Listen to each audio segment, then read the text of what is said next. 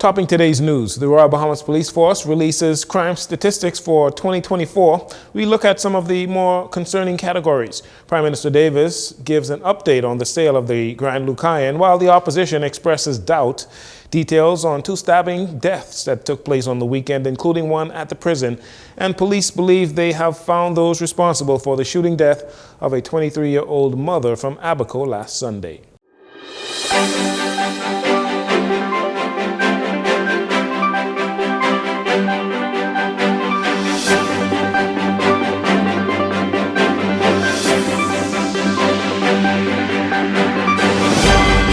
This is your JCN Evening News. Once again, I'm Dorino Saunders. Thank you so much for joining us. Police Commissioner Jcn News releasing the annual crime statistics to the media today. It is her first time as commissioner delivering the statistics on the state of crime in the country. Latanya Roberts was at that press conference and gives us some of the details police shared with the public related to various crimes from 2024. Well, Commissioner Knowles tells us that the murder count raised from 110 in 2023 to 119 in 2024. Traffic fatalities also increased by 16% in 2024 when 66 persons lost their lives and 59 fatal crashes when compared to 51 traffic fatalities in 2023. Additionally, in 2023, 61 rapes were recorded. However, in 2024, the country saw a 6% decrease with a reported 46 cases. And the commissioner is urging residents, specifically those that own small Japanese vehicles, to remain vigilant of their surroundings, as the country recorded 392 stolen cars in 2024 when compared to the 257 in 2023. Police Commissioner Knowles gives us more on statistics from illegal firearms in the country to drugs that were seized. Notably, we were able to seize 421 illegal firearms and 29,012 rounds of ammunition in 2024, representing a 19% and a 223% increase in firearm and ammunition seizures, respectively, when compared to 2023. As a result of this, we arrested 495 persons and charged 343 persons with possession of illegal firearms. We were able to seize an estimated 3,006 pounds of marijuana, 270 marijuana plants, and 3,070 pounds of cocaine for the year in review. As a result, we arrested and charged more persons in 2024 with drug-related offenses than we did in 2023. Thanks for that report, Latanya. The sale of the Grand Lucayan Resort on Freeport, Grand Bahama could be done within 2 weeks. Prime Minister Philip Davis making the comments on the weekend while on Grand Bahama at the PLP Youth Conclave. I know you're ready for the Grand Lucayan and the new airport to be signed, sealed, and delivered. And I'm right there with you on both counts. In fact, we consider the two to be connected. We are taking a holistic approach to the sale of Grand Lucayan hotels and the redevelopment of the airport. This is big, and getting it right is important. While our agreements preclude us from making any announcements during this final stage of crossing the T's and dotting the I's, what I can say is the developers are committed to embracing the culture of Grand Bahama while creating a world-class brand that enhances the tourism product on this island.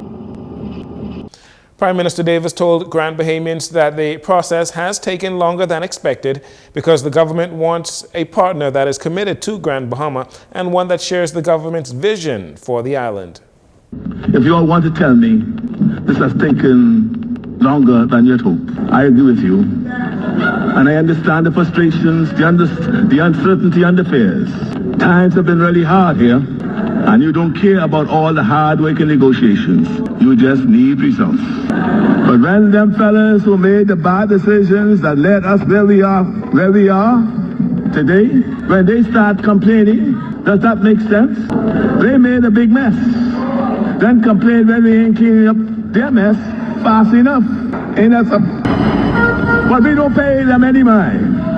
We are focused on our negotiations on our agreements and partnerships can benefit Grand Bahamians, and those results will be lasting for you.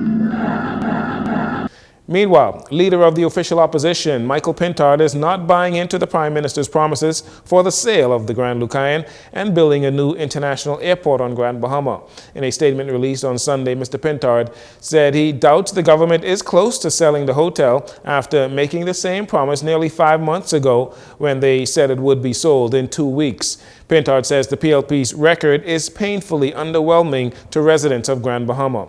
Well, even before Mr. Pintard released his statement, the Prime Minister had accused the F&M of creating the problem the government now faces with the Grand Lucayan and says the Free National Movement has no right to complain.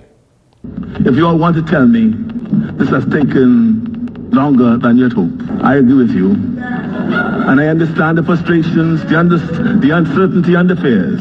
Times have been really hard here, and you don't care about all the hard work and negotiations. You just need results. But when them fellas who made the bad decisions that led us where we are today, when they start complaining, does that make sense? They made a big mess. Then complain when we ain't cleaning up their mess fast enough. Ain't that something? But we don't pay them any mind. We are focused on our negotiations, on our agreements and partnerships can benefit Grand Bahamians, and those results will be lasting for you. The F&M under the Minnis administration purchased the Grand Lucayan from Hutchinson Whampoa in August of 2018 for $65 million, but was unable to quickly sell the hotel as planned. The Minnis administration and now the Davis administration spends millions of dollars each year to prevent the hotel falling into disrepair. A 41-year-old man is in police custody for the stabbing death of a 60-year-old man that took place on Sunday. Police say it was around 4 p.m. in the Bainstown community in the vicinity of Meadow Street and Augusta Street. Responding officers discovered the victim with an apparent stab wound to the upper body. Unconfirmed reports say the two men are relatives. The 61-year-old died at the scene before medical services arrived on scene. Meantime, the coroner and police are looking into the circumstances that led to the death of a prison inmate, Brody Fritz. The 60-year-old was stabbed to death during an altercation at the correction facility on Saturday morning around 8:30 a.m. as the men disposed of their overnight waste. Two other inmates also suffering stab wounds during that incident. One of them sustained serious injuries, the other one non-life-threatening injuries. The accused perpetrator is awaiting trial for murder. Fritz, who was admitted to the prison in July of last year, was serving a 3-year sentence for 7 counts of housebreaking, 3 counts of stealing, and deceit of a public officer. The matter has been referred to Her Majesty's Coroner and the Royal Bahamas Police Force for further investigation.